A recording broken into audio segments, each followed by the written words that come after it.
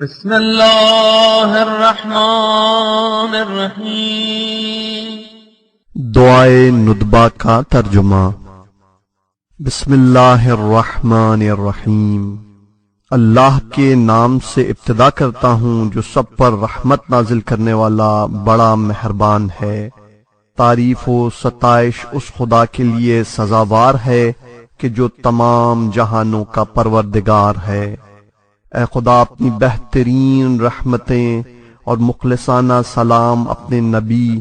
ہمارے مولا و سردار محمد صلی اللہ علیہ وآلہ وسلم اور ان کی آل پر نازل فرما۔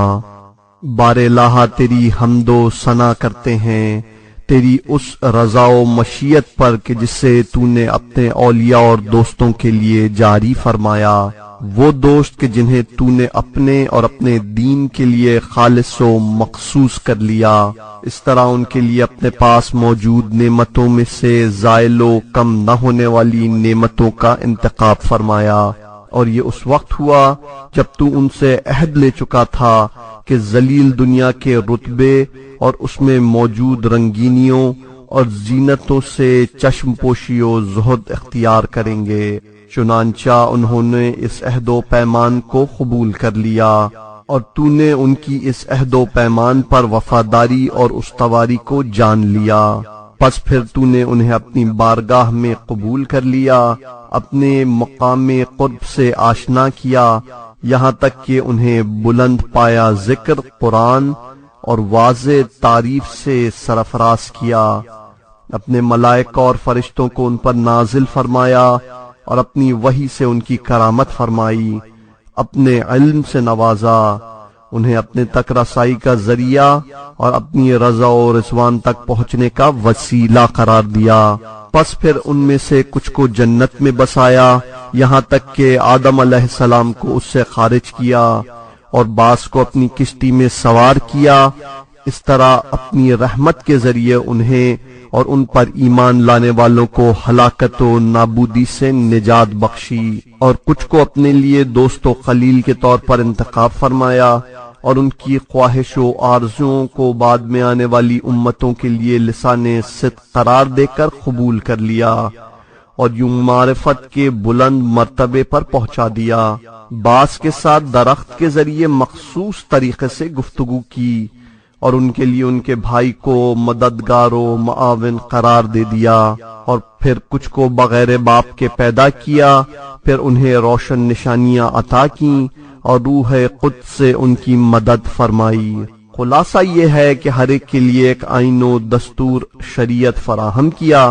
اور ہر ایک کے لیے راہ روشن معین کی، اور ہر ایک کے لیے اوصیاء کا انتخاب کیا جو تیرے دین کے قیام کے لیے ایک زمانے سے لے کر دوسرے زمانے تک بحیثیت محافظ شریعت باقی رہے، تاکہ بندوں پر حجت قائم رہے اور حق اپنی جگہ سے متزلزل نہ ہو سکے اور باطل اہل حق پر غلبہ نہ پا سکے، اور کوئی یہ نہ کہہ سکے کہ اگر ہمارے پاس کوئی ڈرانے والا رسول آیا ہوتا اور ہمارے لیے کوئی رہنمائی موجود ہوتی تو ہم اس ذلت و نابودی سے پہلے تیری آیات پر ایمان لے آئے ہوتے۔ یہ سلسلہ ہدایت جاری رہا یہاں تک کہ امر تیرے محبوب و منتخب بندے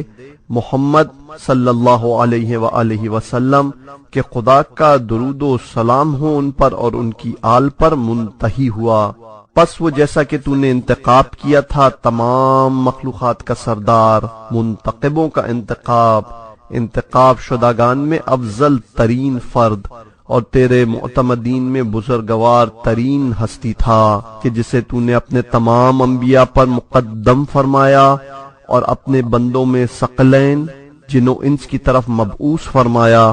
مشرق و مغرب کو اس کے زیر پایا قرار دیا، براق کو اس کے لیے مسخر کیا، اور اسے اپنی خلقت کی ابتدا سے انتہا تک گزرے ہوئے اور گزرنے والے امور کے علم سے نوازا، پھر اسے اپنے روب و جلال سے نصرت بخشی، جبرائیل و میکائیل و دیگر اپنے بانام و نشان فرشتوں کو اطراف میں معین کیا، اور اس سے یہ وعدہ لے لیا کہ اس کے دین و آئین کو دوسرے تمام ادیان و مکاتب پر غلبہ عطا فرمائے گا، خواہ مشرکوں کو یہ بات کتنی ہی گراں کیوں نہ گزرے۔ اور یہ عہد و وعدہ اس وقت ہوا جبکہ تو نے انہیں اپنے خاندان میں مقام صدق، سچا مرتبہ عطا فرمایا، اور ان کے خاندان کے لیے اس گھر کو قرار دیا جو انسانوں کے لیے پہلا گھر تھا جو مکے میں بنایا گیا تھا۔ بے شک یہ گھر سارے جہان کے لیے برکتوں کا مرکز اور ہدایت کا سرچشمہ ہے۔ اس گھر میں روشن نشانیاں قرار دیں جن میں ایک مقام ابراہیم ہے، جو اس میں داخل ہو گیا امان پا گیا، اور فرمایا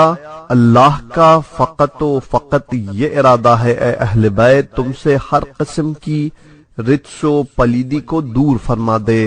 اور تمہیں ایسا پاک و پاکیزہ کر دے کہ جیسا پاک و پاکیزہ کرنے کا حق ہے۔ پھر حضرت محمد مصطفیٰ صلی اللہ علیہ وآلہ وسلم کی محنتوں اور زحمتوں کا اجر اپنی کتاب میں اہل بیت کی مودت قرار دیتے ہوئے فرمایا اے رسول کہہ دیجئے کہ میں تم سے سوائے اہل بیت کی محبت کے کوئی اجر نہیں چاہتا، اور فرمایا وہ اجر جو ہم نے تم سے طلب کیا ہے وہ تمہارے ہی لیے ہے، اور فرمایا میں تم سے اپنی رسالت کا اجر اس کے علاوہ کچھ نہیں چاہتا کہ وہ راستہ جو خدا کی طرف جاتا ہے اختیار کرو، بس وہ لوگ اہل بیت ہی تیری طرف جانے والا راستہ ہیں اور تیری رضا و خوشنودی پر منتہی ہونے والا طریقہ ہیں۔ پھر جب عہد رسالت اختتام کے قریب آ پہنچا تو انہوں نے اپنے ولی علی ابن ابی طالب علیہ السلام کہ خدا کی رحمتیں ان دونوں ہستیوں اور ان کی آل پر نازل ہوں کو اپنے بعد ہادی قرار دیا، کیونکہ وہی خدا سے ڈرانے والے تھے، جبکہ ہر قوم کے لیے ایک ہادی ہوتا ہے۔ پس سرداران قوم و معززین ملت کے سامنے فرمایا میں جس کا مولا ہوں علی بھی اس کا مولا ہے، اے خدا جو علی سے دوستی رکھے اسے تو بھی دوست رکھ، جو علی سے دشمنی رکھے تو بھی اسے دشمنی رکھ، جو علی کی مدد کرے تو بھی اس کی مدد فرما، جو علی کو ترک کر دے تو بھی اسے ترک فرما، اور فرمایا میں جس کا نبی ہوں علی اس کا امیر ہے، اور فرمایا میں اور علی ایک درخت سے اور ایک ہی اصل سے ہیں اور باقی انسان بکھرے ہوئے مختلف درختوں سے، اور علی کو وہی مقام جو ہارون کو موسیٰ سے تھا دیتے ہوئے فرمایا اے علی تم میرے لیے اسی طرح ہو جیسے ہارون موسیٰ کے لیے، مگر یہ کہ میرے بعد کوئی اور نبی نہیں آئے گا، اور اپنی بیٹی کو جو سارے جہانوں کی عورتوں کی سردار ہیں کو علی کے عقد میں دے دیا، اپنی مسجد میں جو امور اپنے لیے حلال تھے ان کے لیے حلال قرار دے دیے، اور مسجد کے تمام دروازے بند کر دیے اور ان کا دروازہ کھلا رہا۔ پھر انہیں اپنے علم و حکمت ودیت کر کے فرمایا میں علم کا شہر ہوں اور علی اس کا دروازہ ہے، پس جو بھی اس شہر و حکمت کا خواہاں ہے اس کے دروازے سے ہو کر آئے۔ پھر فرمایا یا علی تم میرے بھائی وسیع اور وارث ہو، تمہارا گوشت میرے گوشت سے ہے، تمہارا خون میرے خون سے ہے، تمہاری صلح میری صلح ہے، تمہاری جنگ میری جنگ ہے، اور ایمان تمہارے گوشت و خون میں اس طرح گھل مل گیا ہے جس طرح میرے خون میں اور گوشت میں گھل چکا ہے، اور کل تم قیامت کے دن حوض کوثر کے کنارے میرے خلیفہ اور جانشین ہوگے، میرے وعدوں کو پورا کرو گے اور میرے قرضوں کو ادا کرو گے۔ اے علی تمہارے شیعہ اور دوست چمکتے ہوئے چہروں کے ساتھ نور کے ممبروں پر میرے ارد گرد اور میرے ہمسایہ ہوں گے، اور اے علی اگر تم نہ ہوتے تو میرے بعد مومنین کی شناخت ممکن نہ ہوتی، اور ہاں واقعاً ایسا ہی تھا۔ علی علیہ السلام رسول اکرم صلی اللہ علیہ وآلہ وسلم کے بعد گمراہیوں میں رہنما اور تاریکیوں میں چراغ بصیرت تھے، وہ اللہ کی مضبوط رسی اور اس کا سیدھا راستہ تھے۔ رسول خدا صلی اللہ علیہ وآلہ وسلم سے تعلق میں ان سے زیادہ نہ کوئی قریب تھا اور نہ ہی ان کے پیغام پر ایمان لے آنے والوں میں ان پر کوئی سبقت لے جانے والا تھا، اور نہ ہی ان کے فضائل و مناقب میں کوئی ان سے ملحق ہو سکتا ہے، جبکہ ان کے قدم رسول اکرم صلی اللہ علیہ وآلہ وسلم کے نقش پا پر تھے۔ خدایا ان دونوں ہستیوں اور ان کے خاندان پر اپنی رحمت و درود نازل فرما۔ علی نے قرآن کی تعویل پر جنگ کی، ملامت و مذمت کرنے والوں کی مذمت کبھی علی علیہ السلام کو حق کے راستے سے نہ روک سکی، اور پھر عرب کے بڑے بڑے دلاوروں کو پچھاڑا، پہلوانوں کو تہ تیغ کیا اور سرکش بھیڑیوں کو لگام دے کر ان پر غلبہ پایا، یہاں تک کہ ان کے دلوں کو بدری، خیبری، حنینی اور دوسرے کینوں سے بھر دیا، اور پھر ان کے سینوں میں بھرا ہوا یہ بغض اور کینہ علی علیہ السلام کی دشمنی اور ان سے جنگ پر منتہی ہوا، اور یوں علی علیہ السلام کو ناکسین، خاصتین اور مارقین کے ساتھ جنگ کرنا پڑی، اور جب ان کا وقت وفا آ چکا اور شقی ترین انسان نے پہلے شقی ترین خلق کی پیروی کرتے ہوئے انہیں قتل کر دیا، اور اس طرح فرمانے رسول خدا صلی اللہ علیہ وآلہ وسلم کو علی و اولاد علی کے سلسلے میں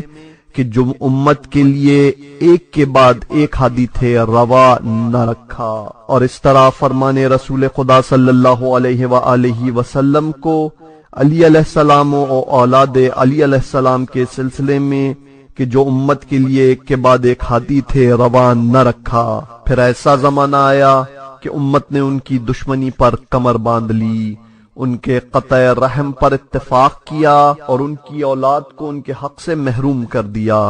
مگر اس تھوڑی سی تعداد نے کہ جنہوں نے ان کے حق کا خیال رکھتے ہوئے وفا کی، بس ان میں سے کوئی مارا گیا، کوئی قید و بند میں گرفتار ہوا اور کوئی جلا وطن کر دیا گیا۔ اس طرح قضا و مشیت الہی ان کے لیے جاری ہوئی تاکہ وہ نیک انجام اور جزائے خیر تک پہنچ سکیں، کیونکہ زمین تو خدا ہی کی ہے اور وہ اسے اپنے بندوں میں جسے چاہے اسے بخش دے، اور انجام و عاقبت تو صرف متقین کے لیے ہے۔ پاک ہے ہمارا پروردگار، اس کا وعدہ عملی ہو کر رہے گا اور وہ ہرگز اپنے وعدے کے خلاف انجام نہیں دیتا ہے، کیونکہ زمین تو خدا ہی کی ہے اور وہ اسے اپنے بندوں میں جسے چاہے اسے بخش دے، اور انجام و عاقبت تو صرف متقین کے لیے ہے۔ پاک ہے ہمارا پروردگار، اس کا وعدہ عملی ہو کر رہے گا اور وہ ہرگز اپنے وعدے کے خلاف انجام نہیں دیتا، جبکہ وہ قدرت و علم رکھتا ہے۔ پس محمد و علی صلی اللہ علیہما کے اہل بیت کا حق ہے کہ رونے والے ان کے مصائب پر گریہ کریں، نالہ و زاری کرنے والے ان پر نالہ و زاری کریں۔ ایسی ہستیاں ہی سزاوار ہیں کہ آنکھیں ان کے لیے آنسو و اشک برسائیں، فریاد کرنے والے فریاد کریں، پکارنے والے پکاریں، آواز دینے والے آواز دیں۔ کہاں ہے حسن، کہاں ہے حسین، کہاں ہے فرزندان حسین، جو صالح کے بعد صالح اور صادق کے بعد صادق تھے۔ وہ راہ ہدایت کے روشن راستے جو ایک کے بعد ایک آئے کہاں ہیں، وہ نیکیوں کے مجسمے جو ایک کے بعد ایک آئے کہاں کھو گئے، کہاں ہے وہ روشن آفتاب، چمکتے ہوئے چاند اور پرضیاء ستارے۔ ان دین کی نشانیوں اور علم کے ستونوں کو کہاں تلاش کریں؟ کہاں ہے خاندان عطرت کا وہ ذخیرہ جس سے زمین کبھی خالی نہیں رہتی؟ کہاں ہے وہ ہستی جو ظلم و ستم کی جڑیں اکھاڑنے کے لیے تیار ہے؟ کہاں ہے وہ بزرگوار کہ جو آ کر کجیوں اور نقائص کی اصلاح کرے؟ کہاں ہے وہ شخصیت کہ جس سے ظلم و ستم کے ازالے کی امیدیں وابستہ ہیں؟ کہاں ہے وہ جو واجبات و سنن الہی کی تجدید کے لیے ذخیرہ کیا گیا ہے؟ کہاں ہے وہ جو ملت و شریعت کو پلٹانے کے لیے انتخاب کیا گیا ہے؟ کہاں ہے وہ ہستی جس سے قرآن و حدود قرآن کو اثر نو زندہ کرنے کی امیدیں وابستہ ہیں؟ کہاں ہے وہ دین کی نشانیوں اور اہل دین کو زندہ کرنے والی ہستی؟ اور کہاں ہے ظالموں اور جابروں کی شان و شوکت کو درہم و برہم کر دینے والا؟ کہاں ہے شرک و نفاق کی بنیادوں کو ڈھا دینے والا؟ کہاں ہے وہ فاسقوں اور باغیوں اور گناہگاروں کی جڑوں کو اکھاڑ پھینکنے والا؟ کہاں ہے انحراف و اختلاف کی شاخوں کو کاٹ دینے والا؟ کہاں ہے انحراف و اختلاف کی شاخوں کو کاٹ دینے والا؟ کہاں ہے وہ انحراف و ہوا و ہوس کے آثار کو محو و نابود کر دینے والا؟ کہاں ہے وہ جھوٹ و افترا کی گروہوں اور بندشوں کو کھول دینے والا؟ کہاں ہے وہ سرکشوں اور جباروں کو نابود کر دینے والا؟ کہاں ہے اہل اناد و الحاد و گمراہی کی بے کنی کرنے والا؟ اور کہاں ہے وہ دوستوں کو عزت بخشنے والا اور دشمنوں کو ذلیل و رسوا کرنے والا؟ کہاں ہے وہ کلمہ تقوی پر جمع اور متحد کرنے والا؟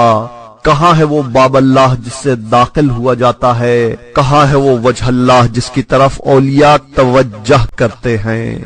کہاں ہے وہ زمین و آسمان کے درمیان موجود نہ ٹوٹنے والا بندھن؟ کہاں ہے یوم فتح کا مالک اور ہدایت کا پرچم لہرانے والا؟ کہاں ہے وہ خوبیوں اور پسندیدہ چیزوں کو جمع کرنے والا؟ کہاں ہے وہ انبیاء اور فرزندان انبیاء کے خون کا بدلہ لینے والا؟ اور کہاں ہے وہ مقتول کربلا کے خون کا انتقام لینے والا؟ اور کہاں ہے وہ مقتول کربلا کے خون کا انتقام لینے والا؟ کہاں ہے وہ ان پر نصرت و کامیابی حاصل کرنے والا جنہوں نے اس پر ظلم کیا اور تہمت لگائی؟ کہاں ہے وہ مضطرب و بے قرار کہ جب دعا کرتا ہے تو جواب پاتا ہے؟ کہاں ہے وہ نیک و متقی انسانوں کا سردار؟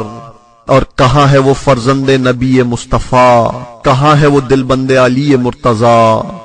کہاں ہے وہ جگر گوشہ خدیجہ کبریٰ؟ کہاں ہے وہ نور عین فاطمہ کبریٰ؟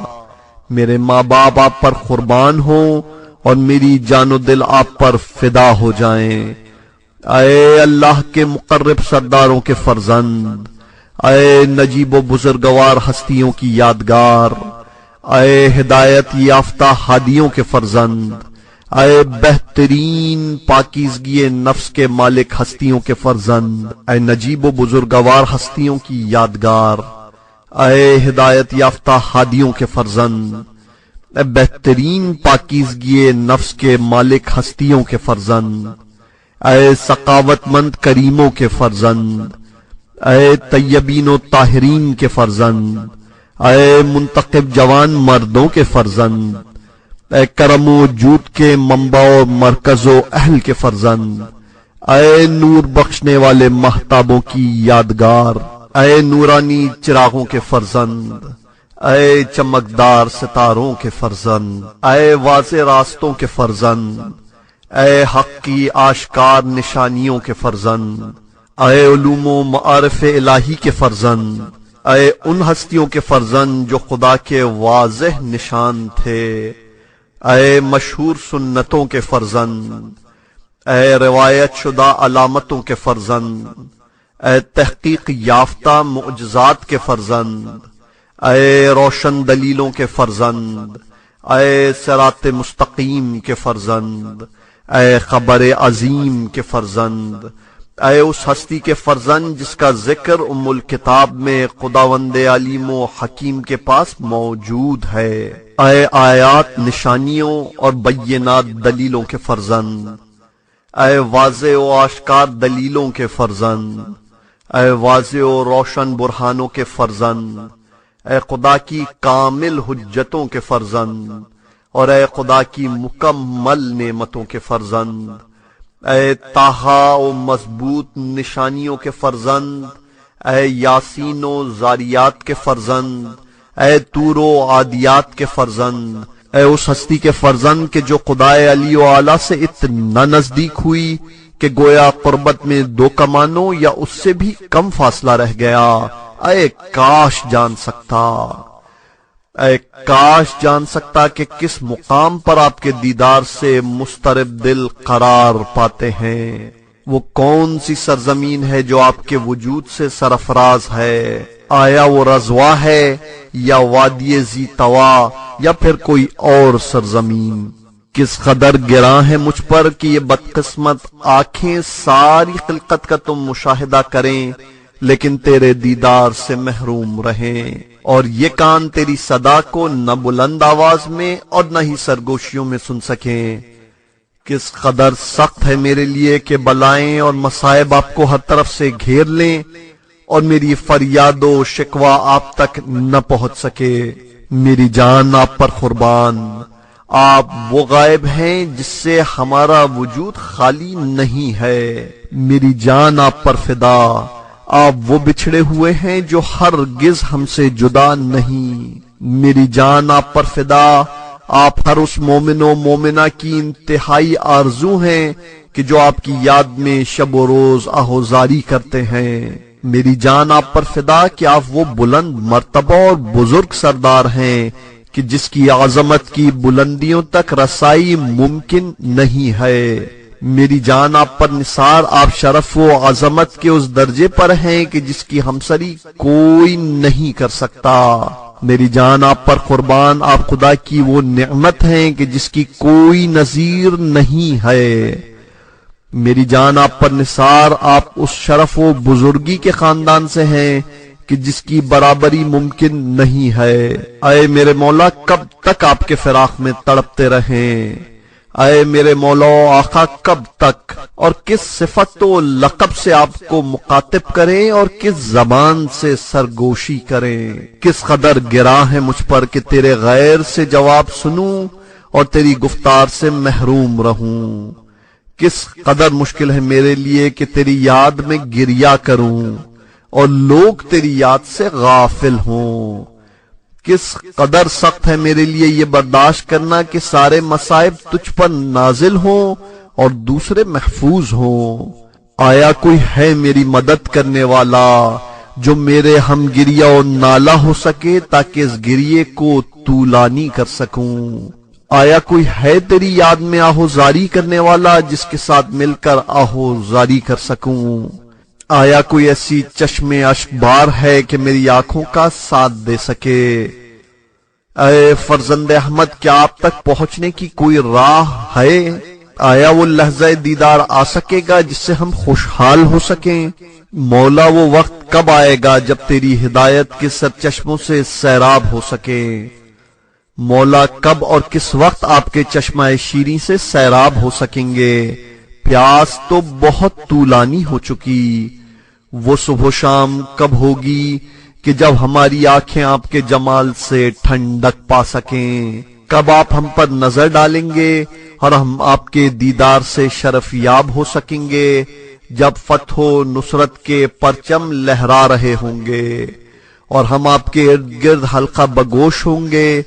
جبکہ آپ زمین کو عدل و انصاف سے پر کر چکے ہوں گے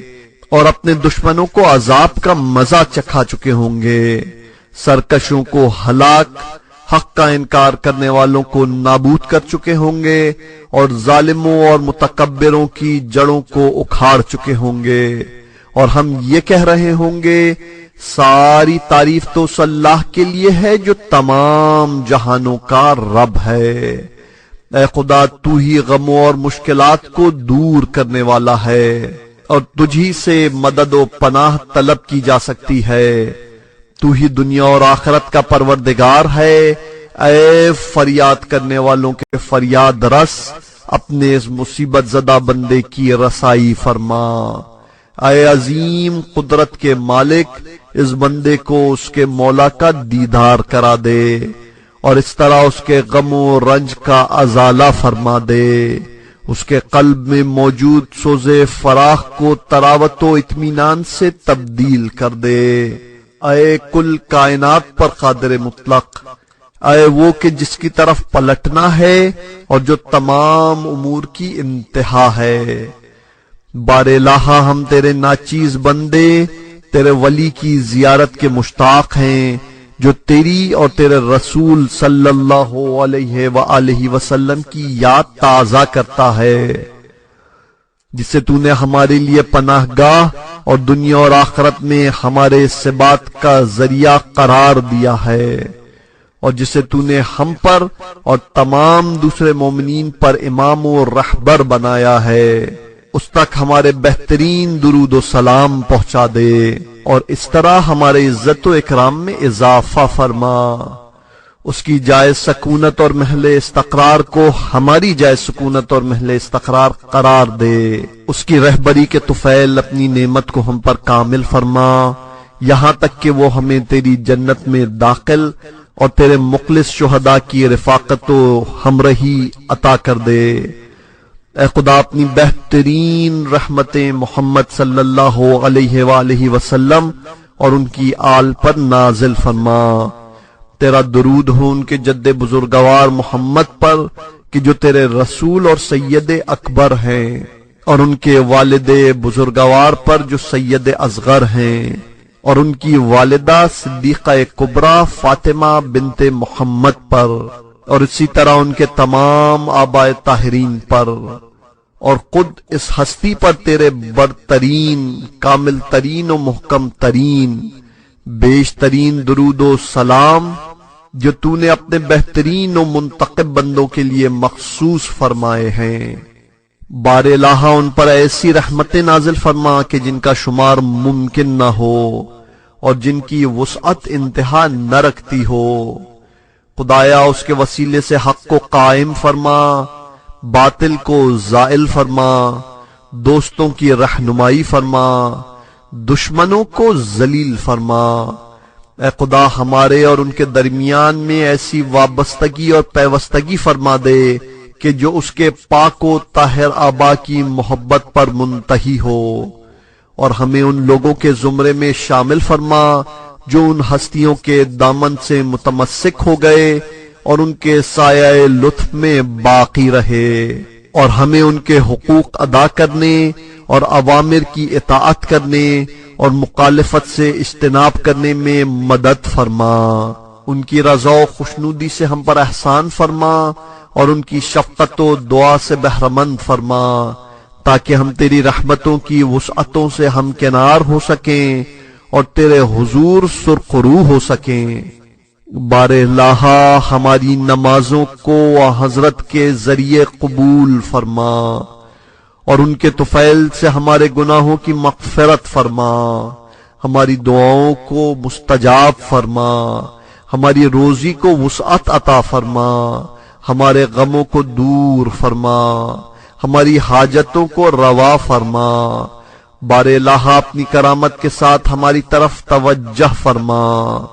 اپنی ذات کی جانب ہمارے قرب کو قبول فرما، اور ہم پر ایسی رحمت سے بھرپور نظر فرما کہ جس کے ذریعے ہم کرامت کے کمال تک پہنچ جائیں، اور پھر اس نظر کو ہرگز ایک لمحے کے لیے ہم سے منصرف نہ فرما، اور آپ کے جد بزرگوار صلی اللہ علیہ وآلہ وسلم کے حوض اور انہی کے دست و جام سے سیراب فرما، ایسی شیرین و شاداب سیرابی کہ جس کے بعد کبھی پیاس محسوس ہی نہ ہو۔ اے رحم کرنے والوں میں سے سب سے زیادہ رحم کرنے والے، اللہم صلی علی محمد وآل محمد، اللہم صلی علی محمد وآل محمد، اللہم صلی علی محمد وآل محمد۔